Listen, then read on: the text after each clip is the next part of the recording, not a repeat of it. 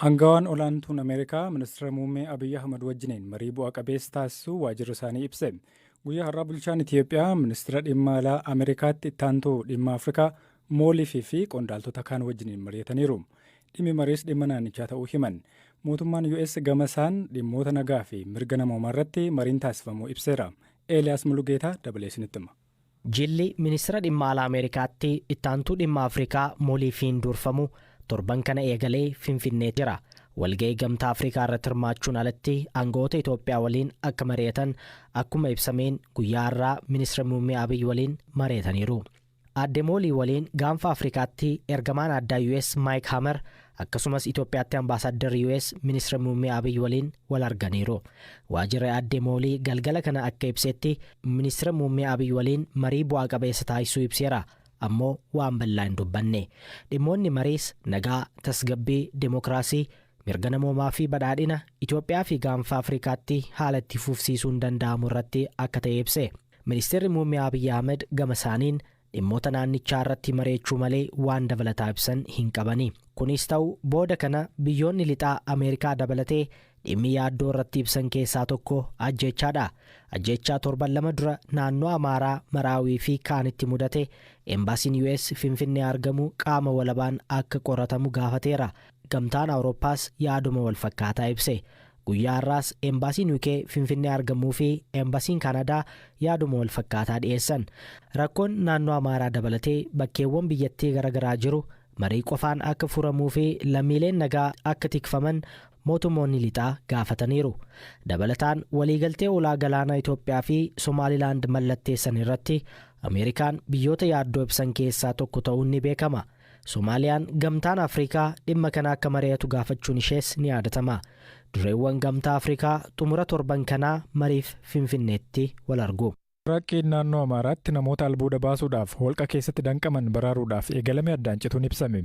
Torban darbe gaafa kamisaa galgala ture. Namoonni ammatti meeqa akka ta'an sirriitti hin beekamne osoo albuuda Oopaal jedhamu baasuudhaaf qotanii lafti kan irratti cite.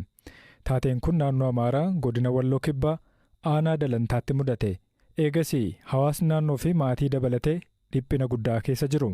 Carraaqqiin guyyaa ja'affaadhaaf erga taasifameen booda garuu addaan cituun ibsameera. Ammayyuu taanaa sababa isaa nutti hima. Maatiin namoota karaa aadaan albuuda baasuuf qotan ammas dhiphina guddaa keessa jiru. Sababni isaas lubbuun jiraatu isaanii hin barre. Dura ta'an kanneen albuuda baasan garuu maatiin muraasni dhufanii boo'anii akka deebi'anii fi akka abdii kutatan BBC'tti himaniiru. Godina Walloo Kibbaa aanaa Dalantaa keessatti jiraattonnis ta'e aangawoonni gidduu kana xiyyeeffannoon isaanii guddaa namoota holqa seenanii achi as ba'uu dadhaban baraaruutti xiyyeeffateera. Daandiin rakkisaa waan ta'eef maashinii galchuun hin danda'amne. Jiraattonni dhibba hedduun ta'an garuu fallis dhibu harkaan qotaa turan. Ammoo hamma fedhan qotuu hin dandeenye. Har'a ganama immoo kunuu dhaabbatu kantiibaan magaalaa Wagalxeenaa obbo Tasfaayee Alamnoo akkasumas dura ta'an waldaan namoota albuuda baasanii BBC'tti himaniiru. Namoonni BBC'n dubbise lamaan biyyoo qotuun adda cituu isaati malee si'achi itti fufasa jedhu irratti waa wal darbu dubbatan. Obbo Tasfaayee Gaash waldaa namoota albuuda qotaniiti. Miseensa isaanii keessaa namoonni 8 holqa keessatti danqamanii jiru. ተስፋ ቆርጠን በቃ ያው ቤተሰቦቻቸው ማልቀሰው ተለያይተዋል። እንግዲህ ምንም ማድረግ አልቻልንም። amma abdii kutanneerra maatiin isaanis dhufanii ilaalanii boo'aniiru. Homaa gochuu hin dandeenye. Dhagaan gubbaa jiru diigamuuf jedhe. Kun immoo warra jalaa qotaa jiraniif yaaddoo uume. Kanatti abdii kutannee dhaabneerra. Yeroo jalaa qotamu inni gubbaa jiru mucucaachuu eegale. Namoonni 55 ta'an kaleessa qotaa turan. Gidduutti yeroo biyyeen gadi yaa'uu eegalu dafnee baane malee balaa qaba ture. Furmaanni biraa hin jiru. Biyyoon jala jiru yoo ka'e malee namoota baraaruun hin danda'amu. Isa kanatu rakkisaa ta'ee abdii nu kutachiise. Isaan asiin gadi hanga meetira 155 fagaatanii jiru. Nu immoo naannoo meetira 60 qofa geenye. ስለዚህ እኛ 60 ሜትር ደረስን ማለት ያው አይገናኝም. Kana dura namoonni du'an hedduu jiraatanis guyyaa torbas guyyaa 11 illee holqa keessa turanii kan lubbuun oolan akka jiran kana dura BBC'n odeeffateera. Ammoo sateelanaan hundatu abdii qabaa miti. Kantiibaan magaalaa Wagalxeenaa obbo Tasfaayee Alamnoo lubbuu baraaruun ammallee hin dhaabannee jedhu. ለዚህ መፍትሄ እየፈለግን ነው። ያስተባብረን ቢያንስ ከላይ ያለውን እንዲናድ አድርገን Fala barbaadaa jirra. Yoo xiqqaate kan irra keessa jiru akka jigu taasifnee qotuu itti fufna jennee socho'aa jirra. Uummataa fi humnoota nageenyaa raayyaa ittisa biyyaa dabalatee walitti finnee biyyoorra keessa rarra'ee yaaddoo uumee erga jigsinee booda qotuu itti fufna jennee yaadneerra. Malee qotuun dhaabne uummannis achuma jira. Namoonni albuuda baasan barii gara lafa qotanitti deemuun isaanii hamma isaanii baruun akka rakkise bulchaan aanichaa kan dura BBC'tti himanii turan.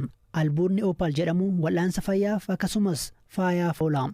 Aishaa Usmaan Qallee dubartii gaazexeessituu jalqabaa Somaaliyaa magaalaa Mogadishoo irraa afaan Oromootiin tamsaasaa turuudhaan maqaan isaanii eeramu. Aadde Aishaan ganna 81tti du'aan boqochuun sirni awwaalcha isaaniis har'a Kanaadaa Torontootti raawwatamuuf jira. Ofii Aadde Aishaan eenyu?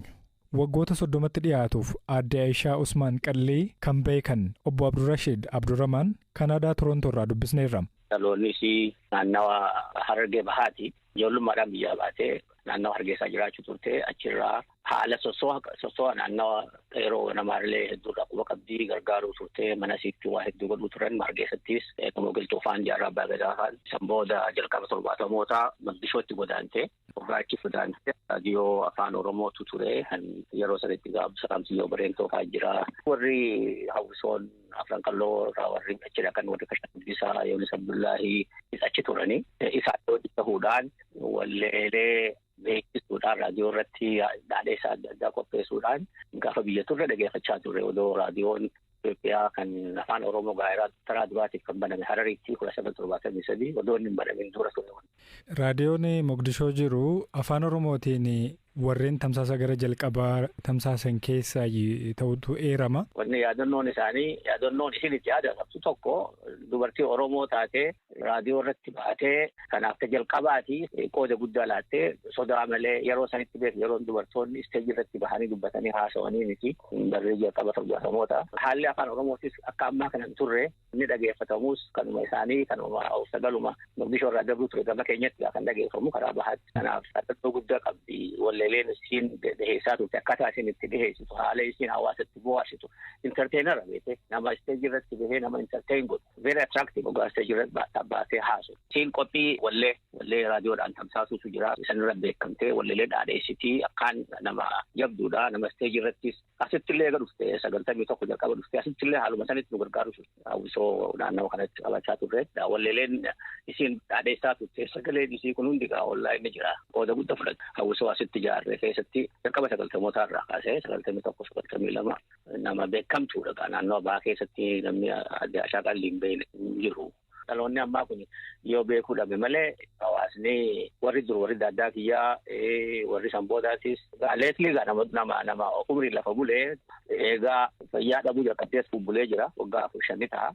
Waggoota 30tti dhiyaatuu fi akka Kanadaatti isaan beektan kan nu kaaftanii maal keessa darbine jedhu yeroo Mogadishootti afaan Oromootiin tamsaasaa turan sana. Anillee dhaqee ture. 80 Mogadishootti arfeetiin jira. Hawaasa keenya hanga xiqqaa gaafa achi ture namni gwaadha bakki namni irra qubatu bakki namni tajaajila itti argatu manuma isiiti. Kanaaf gargaarsitiin isiin hawaasaaf goote hedduu guddaadha. Keessaa baqattoota keenya kanneen Mogadishoo dhaqan gargaarsa guddaa godhaa turte. Yamanii fi waan jidduu deddeemuudhaanis warra yeroo ganama gargaaruu turte. Kanadaa dhufuun haaluma baqattummaatiin eega namni keenya kan Somaalee jirus Tuudirraa Rooma dheetee Roomaarraa achitti baqattummaadhaan dhuftee achitti baqattuu taate bara jalqaba 90mootaati. Afaan Oromoo biratti afaan Somaalee afaan Xaaliyaanii dubbatti afaan biraa Kaadiree dubbatti maqaa roona jechuudha. Kanaadaa Torontoo kan jiraatte weellistuu Saaliyaa Saamii Aadde Aishaa akkatti yaadattu BBC'tti himteetti. Torontoo kana gaafaan dhaquu waan isin waliin turreef jechuudha akka manguddoo biyya saniitti akka dubartootaatti